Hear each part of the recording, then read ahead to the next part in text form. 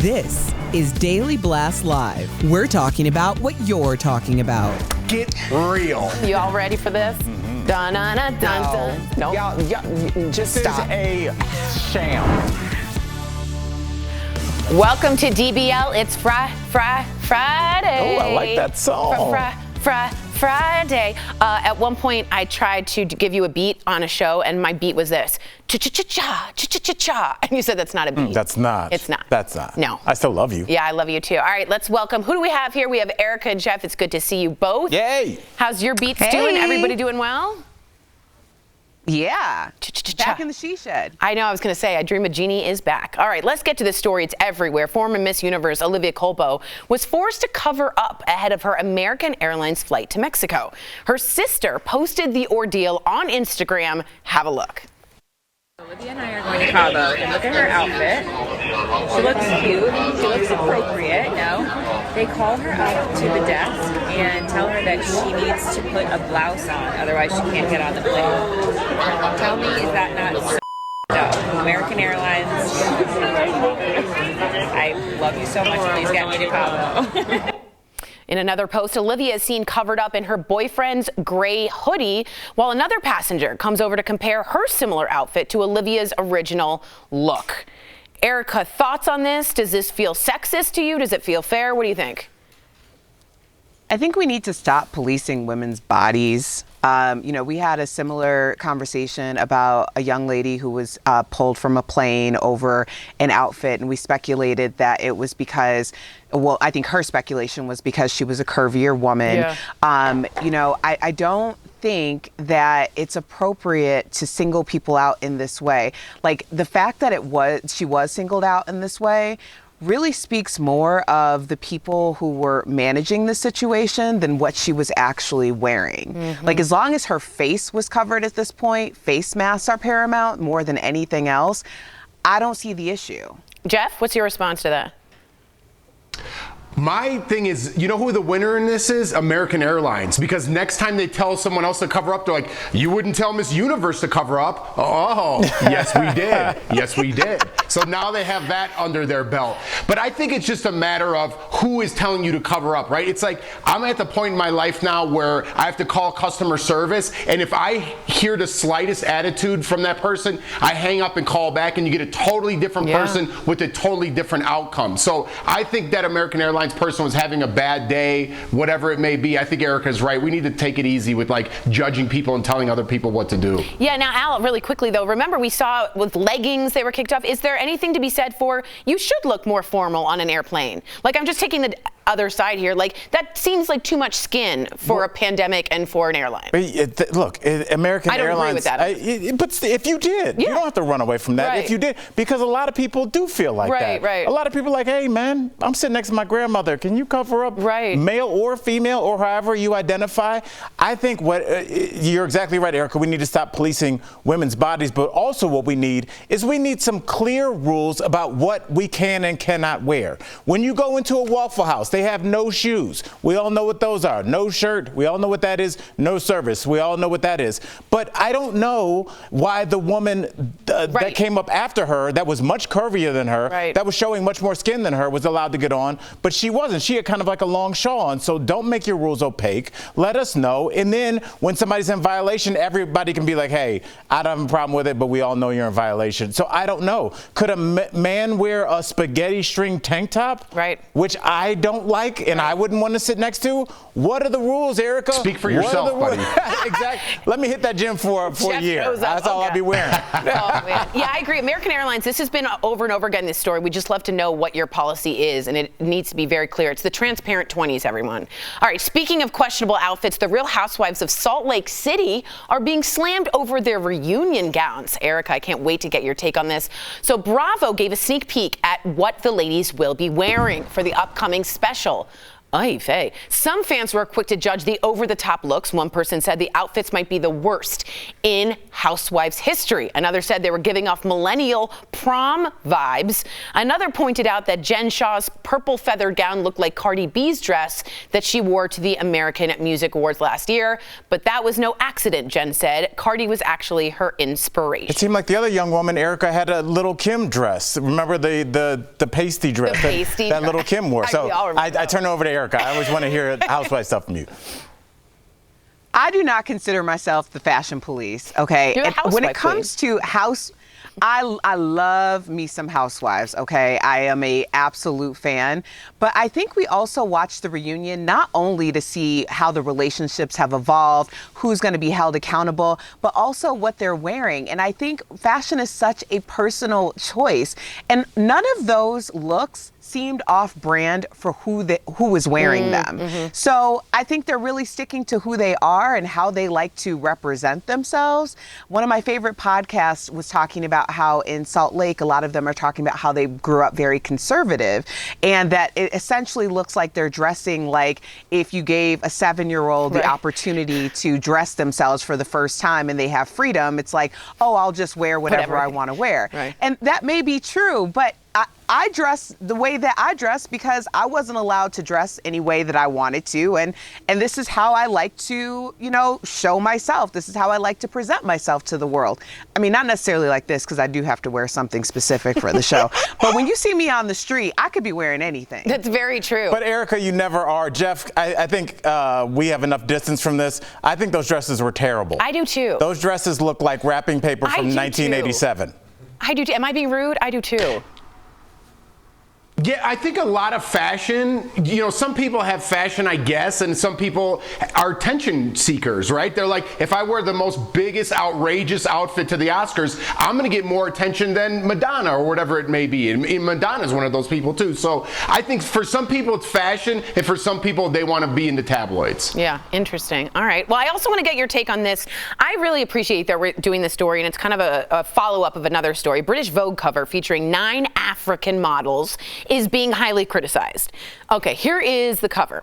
The cover was meant to celebrate the models, but some people on social media called it offensive over the use of bad lighting and styling, which made the models appear darker. But others claim that the photo taken by a Brazilian photographer is art and that he has used a similar style in his previous photographs. Now, why I say this is an update, because remember this last year, Vogue was criticized for its 2 covers featuring Vice President Kamala Harris, with many people saying she looked really washed out. I hated that cover.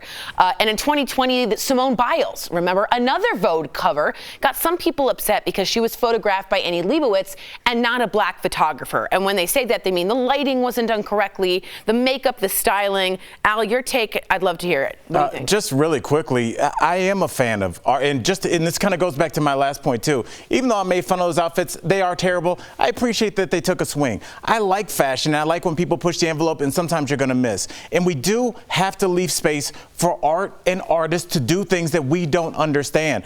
I looked at that cover of the 9 African models, and I thought that he was going for something like an overall concept about how their beauty came together as one. I didn't think it was there to highlight each individual person. That's just how I took it. I would not see that as offensive, but I could see how somebody could. So I'll leave the floor, but that's where I stand. Erica, what is your take on that? Well, really, I mean, everyone's saying, is this intentional? And yes, it was intentional, but for not the same reasons that the critics are saying. You talked about the photographer, Rafael Pavarotti, the stylist, Yvette Noel Shore. These are people who have really painted the picture of the culture as we know it, whether you understand that you're a fan of them or not. Rafael's style is actually regarded as something that is a prism to social consciousness and really creating a conversation. What creates conversation? art. So this is not just a typical magazine cover. I don't even think we can conflate those three images together. This is about art that stands the test of time. And on January 18th, when Vogue hits the newsstands, I will be supporting, and I would suggest to anyone who is actually invested in this conversation and talking about what this cover truly means as the February issue, which ushers in the fashion for the season, means as well. So I'm looking forward to actually reading the article and seeing more, because those aren't the only photos that are in the article. Beautifully said. I agree. I don't think you can conflate those three. It's a totally different subject. Very well said. Write us in with what you guys feel, and if you'll pick up an issue of Vogue. I'm cool. Coming up on DBL, our interview with Real Housewives star Dorit Kemsley, how she's healing from a terrifying home invasion. Plus, Britney responds to Jamie Lynn's tearful interview. Will the back and forth between these two ever end? Closed captioning provided by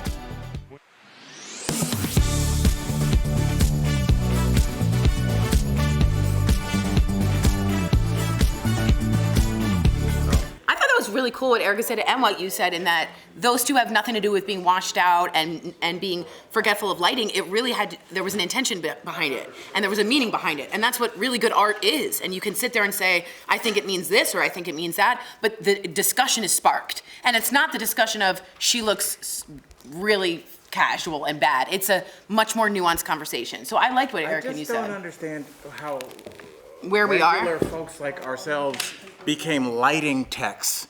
And that's blown out. Are you like, what do you're using terms and you're saying things that make it seem like you know what you're talking about, but as somebody that has looked at a lot of like how-to videos on how to light my area, it's a profession for people. But do you think a black photographer would know how to light a black person better? First is that criticism those fair? people were Brazilian. There's a ton of black Brazilians. Right. A lot of right. them. So like, black people aren't germane to America. Like, what do you think? Half the Dominicans are darker than me. I know. Like, what you're saying doesn't make sense. Mm-hmm. And so I think people just think that only black people in America or from Africa have this unique perspective on how to shoot dark skin, but half the world is dark skinned. So it's like not this like weird, unique trait that certain people That's true. have. But what about, like, let me ask you, Annie Leibovitz, for instance? Like, she's clearly not a Brazilian or anyone dark. Would you find fault with that? And the way she lit Simone Biles? Not necessarily. I mean, because when we go back and we look at old school hip hop videos, we look at Rick Rubin, and he put together some of the greatest hip hop bands of all time. I'm assuming he was a white Jewish man, and I think his bands have done okay. They've done okay. So I just don't. I don't know if you can just sit back and easily say, well, they're black, so they're going to be good at it. I'm like, the black people are not a monolith. Like, what black photographer? Yeah. One that can't get out of the bed in the morning, or one that's been shooting for you? Like, that's right. It's insulting.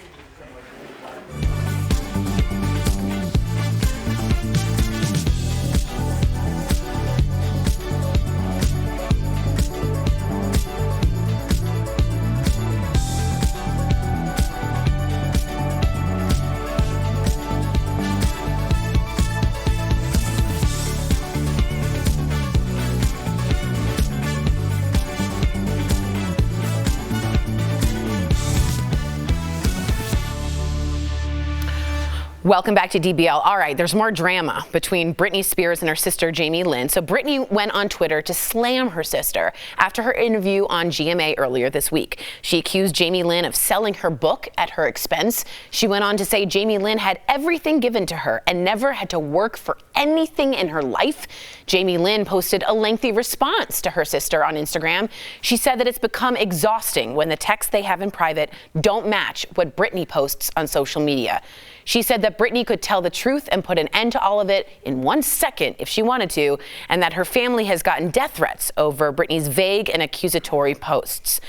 Jeff, I know you care a lot about, I mean, you're not like into this, but you seemingly care about the well-being of Britney and Jamie Lynn. What do you think about what's going on here? Well, first, let me start off by saying I'm not for people writing books, but this is Britney Spears' sister. She is close and grew up with her. So it's not like a third cousin removed that used to be my uncle. You're writing a tell-all about them. So that being said, it is her sister. Jamie has to stick up for herself in this case, right? She goes, listen, Britney, I don't want to diminish what you're going through, but I also can't diminish myself. Britney was under a conservatorship in California, which is very hard. We are looking over the biggest part of this story. Britney has some issues going on. We all agree, we're not doctors, but something's going on there. She was under a conservatorship with an IUD in place so she couldn't have children. That's something very severe. And we just continue almost to let Britney act the way she wants. My wife shows me these pictures Britney posts just last week. They're not of a person in the right frame of mind. So I don't know if we should go around blaming everybody else for Britney and her downfall. I think we need to focus on getting Britney help. And that's where I've been all along with this. Yeah, you have. Erica, I would say that the IUD and others, some people say that that was a severe misuse and abuse of her conservatorship. What do you think about this? And Jamie Lynn? Yeah, I agree. Obviously, Britney has been severely abused. That probably contributes to, what she's experiencing right now. I mean, it has to. Yeah. Jamie Lynn, I believe, also is a victim in some respects in this family, simply because we saw Jamie Lynn at a very young age, like 16, 17 years old. She was under intense public scrutiny. That being said, these are two sisters who seem to have a lot of division and trauma amongst them. They need therapy, not for the rest of the world to pick sides and tear them apart, because ultimately when everyone stops talking about this conversation, the only relationships that you really have in the world are the people who are around you, whether that's family that you made or family that you have. So I hope that there's a path for redemption for these two sisters. Yeah, therapy. Al, I saw you nodding. I think we can all agree that these two need a private conversation with a professional. Coming up on DBL, Dorit Kemsley from the Real Housewives of Beverly Hills, our interview with her. It's so interesting. Coming up next. We all know. On January 7th, Centers for Disease Control and Prevention Director Rochelle Walensky was interviewed by ABC's Good Morning America. Now, a quote from the discussion is being widely shared on social media, including a tweet from Donald Trump Jr. claiming 75% of COVID deaths were in people with at least 4 comorbidities. So let's verify. Was CDC Director Rochelle Walensky referring to all COVID-19 deaths when she said 75% of deaths were in people with 4 comorbidities? Walensky was quoted responding to a question about whether COVID-19 vaccines are effective enough for us to start rethinking how we live with the virus. Journalist Cecilia Vega cited a CDC study when framing her question, but that was left out of the original broadcast. Walensky answered by citing a study of more than 1 million vaccinated people. A study of 1.2 million people who were vaccinated between December and October and demonstrated that severe disease occurred in about 0.015% of the people who were received their primary series, and death in 0.003% of those people. The overwhelming number of deaths, over 75%, occurred in people who had at least 4 comorbidities. So really, these are people who were unwell to begin with. It showed only 1 in every 30,000 actually died, and of those, 75%, or 28 people, had at least 4 comorbidities. However, the broadcast cut off the first part of her answer, leaving the quote out of context. So it's false that CDC Director Rochelle Walensky was referring to all COVID-19 deaths when she said 75% of deaths were in people with 4 comorbidities. The interview was originally aired out of context, which led to misleading tweets. ABC has since released its entire interview with Walensky. With your Verify, I'm Brandon Lewis.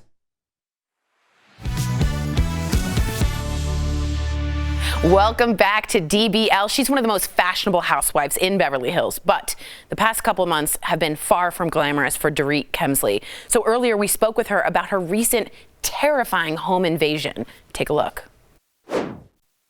Dorit Kemsley, welcome to DBL. Hello. Hi, Erica. Hi, Al. Happy to be here. Hey, girl, we're happy to have you. Let's get started because 2021 was quite the year for you. You had some amazing accomplishments, including your fabulous bridal collection with Nectaria. But let's be honest, and I want to say this with a great deal of empathy, your home invasion in October was absolutely earth-shattering. So how are you doing as we kick off 2022? Well, I can tell you I am doing better and better every day. Thank goodness. You know, it's a life-changing experience to go through something like that, but I am very fortunate, you know, the outcome. I'm here today. My children are okay. They're safe. They're healthy. They're well. And still to this day, you know, they don't know about it. So the rest, mommy can do, one day at a time.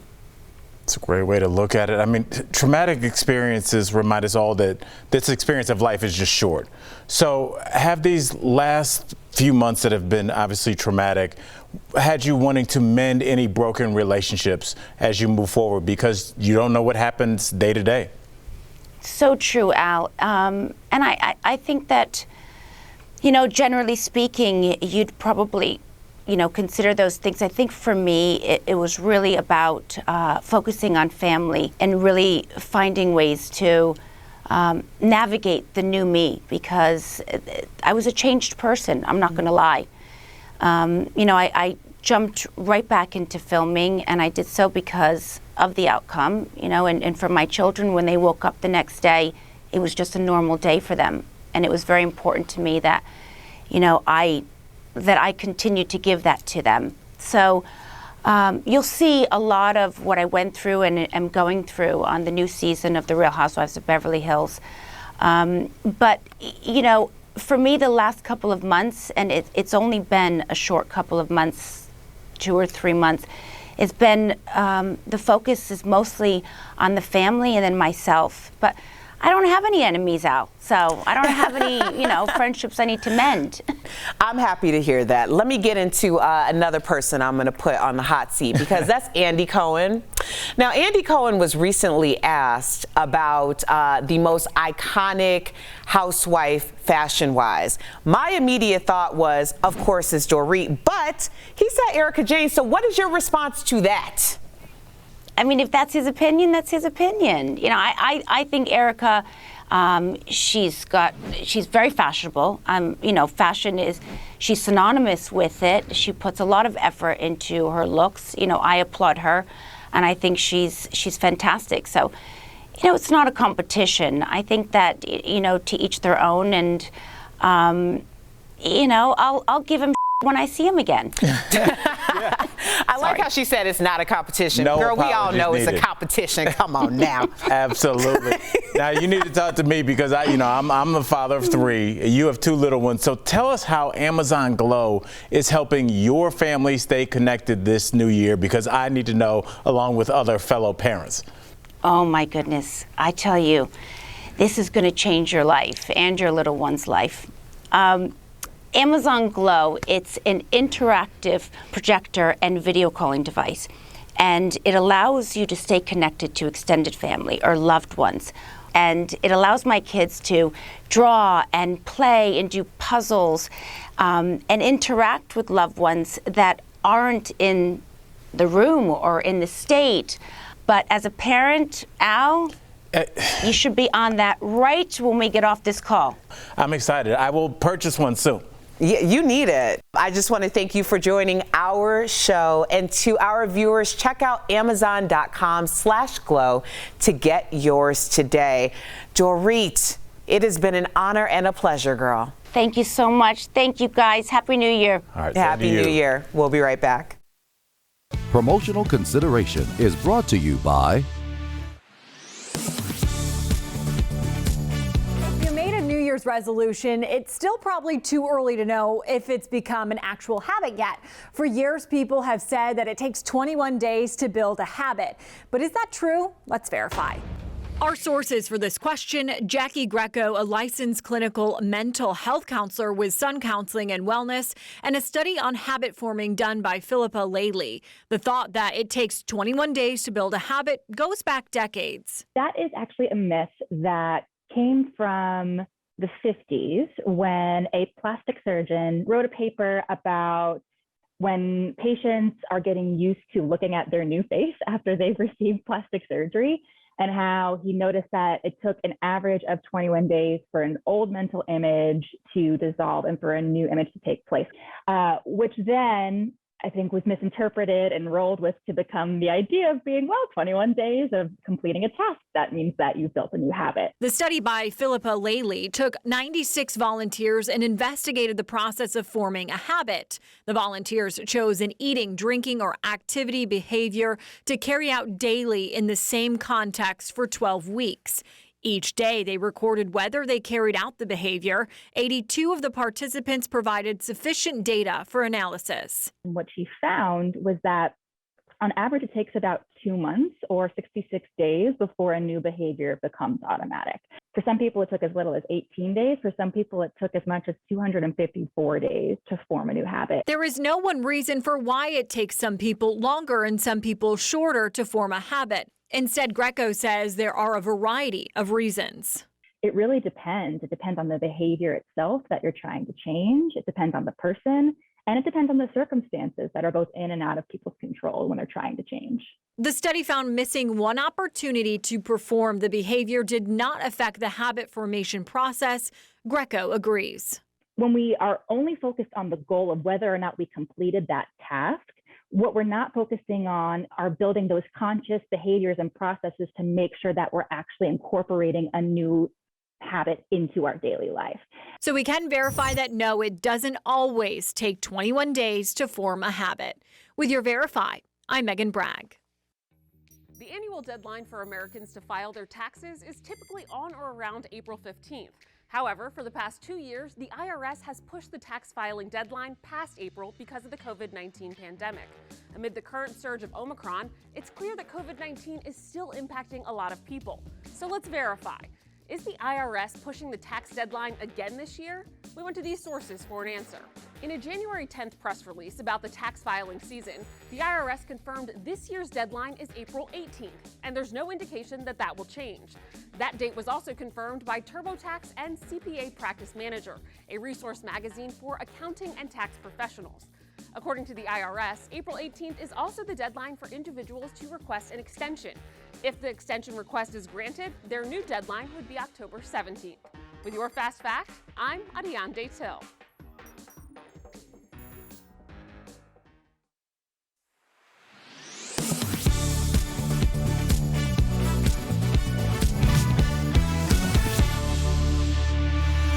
Welcome back. If you're looking to change up your space this year, listen up. It's time for some DBL home hacks presented by American Home Shield.